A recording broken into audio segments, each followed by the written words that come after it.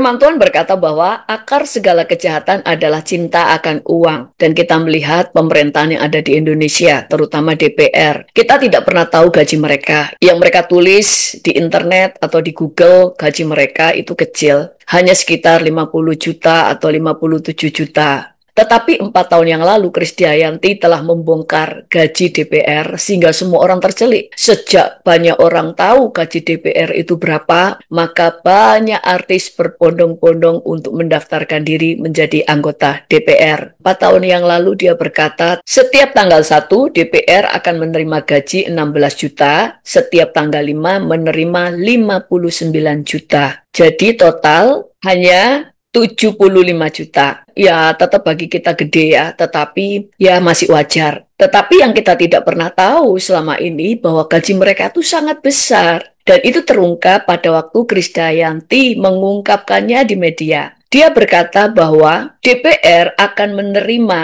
dana aspirasi per orang ya, per anggota DPR sebesar 450 juta dan mendapatkannya 5 kali dalam 1 tahun dan mendapatkan dana kunjungan dapil sebesar 140 juta yang mereka dapat 8 kali dalam 1 tahun. Dan waktu itu Fahri Hamzah berkata bahwa yang diceritakan Krisdayanti itu hanya sebagian, karena masih banyak lagi dana-dana yang lain. Karena beliau adalah mantan anggota DPR, ternyata begitu Krisdayanti bicara, enak sekali jadi anggota DPR, gajinya gede banget. Gue juga pengen jadi anggota DPR.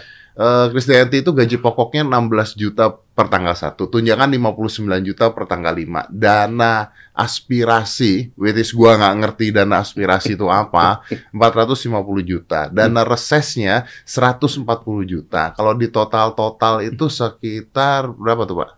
Banyak lah. Banyak lah, Pak ya.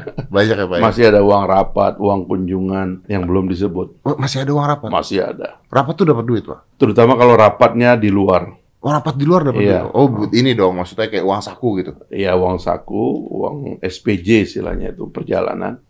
Kemudian kalau keluar negeri dapat dolar. Dolarnya baru, Bos. Jadi masih banyak lagi dana-dana yang lain. Nah, sekarang mereka mendapatkan uang untuk sewa rumah atau kos sebesar 50 juta per bulan. Makanya dulu Pak Jokowi membuat IKN sudah ada rumah dinasnya supaya nggak mengeluarkan anggaran, tidak memberatkan anggaran negara, tetapi bukankah DPR dan semua pemerintah tidak mau pindah ke sana? Kenapa? Karena ya lebih baik di Jakarta, tapi mereka mendapatkan uang 50 juta tiap bulan daripada pindah ke IKN. Padahal kalau pemerintahan sudah pindah ke IKN, pasti di sana akan berkembang karena pemerintahan di sana ada, pasti kemudian bisnis, sekolah, rumah sakit, perumahan, pasti semuanya juga akan membangun di sana. Tetapi setiap orang lebih suka mendapatkan uang segar daripada harus pindah dan tidak mendapatkan uang. Lebih baik mendapatkan uang sewa, tetapi uang itu nggak perlu buat sewa. Bisa buat rumah. Saudara, uang 50 juta per bulan itu bisa untuk nyicil rumah mewah. Bayangin saja, dari uang sewa kos aja 50 juta setiap bulan kali 12 bulan sama dengan 600 juta. Kali 5 tahun selama mereka menjabat sudah terkumpul 3 miliar. Hanya dari uang kos aja mereka sudah mendapatkan 3 miliar, bisa mempunyai rumah mewah. Sebaliknya para ASN, jangankan beli rumah, gaji pokok mereka saja nggak mencapai 50 juta. Sementara DPR 3 miliar itu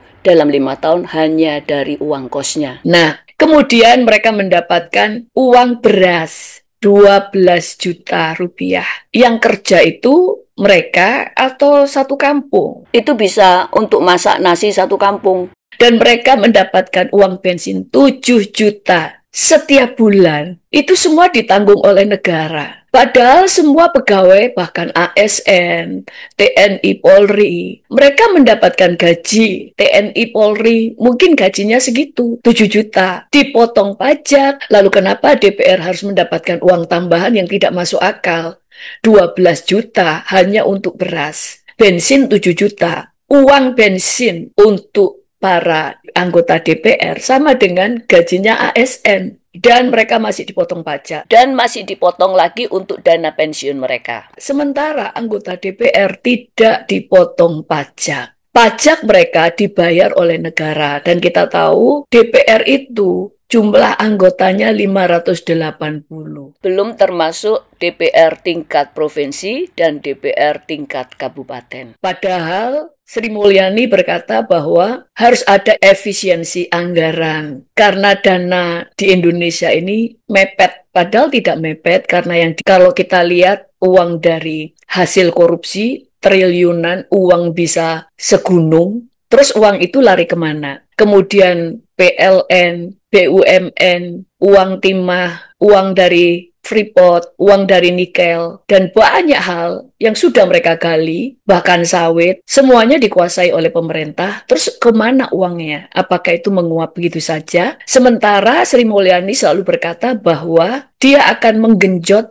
uang pajak rakyat, sehingga semua harus dipajakin, supaya menutup anggaran. Tetapi dana-dana dari hasil korupsi menguap begitu saja, nggak tahu mau dibagi-bagi ke siapa. Sri Mulyani juga berkata bahwa gaji untuk pensiun para ASN itu memberatkan APBN. Padahal ASN dan TNI Polri, mereka semuanya gajinya setiap bulan dipotong untuk dana pensiun mereka nanti sebesar 4,75% setiap bulannya. Dan mereka semua harus bekerja selama 35 tahun. Sementara DPR, gaji mereka tidak dipotong pajak, tidak dipotong untuk dana pensiun mereka. Mereka hanya bekerja 5 tahun dengan gaji dan tunjangan yang sangat fantastis, tetapi mereka semuanya mendapatkan pensiun seumur hidup yang kalau mereka mati akan diwariskan kepada pasangannya, istri atau suaminya. Inilah bentuk ketidakadilan dan bentuk pemerintahan yang tidak bisa mengurus kekayaan negara, tidak bisa mengurus pemasukan negara dari pajak rakyat, dan tidak bisa mengurus rakyatnya bagaimana rakyatnya bisa sejahtera. Bagaimana menurut kalian? Tulis di kolom chat.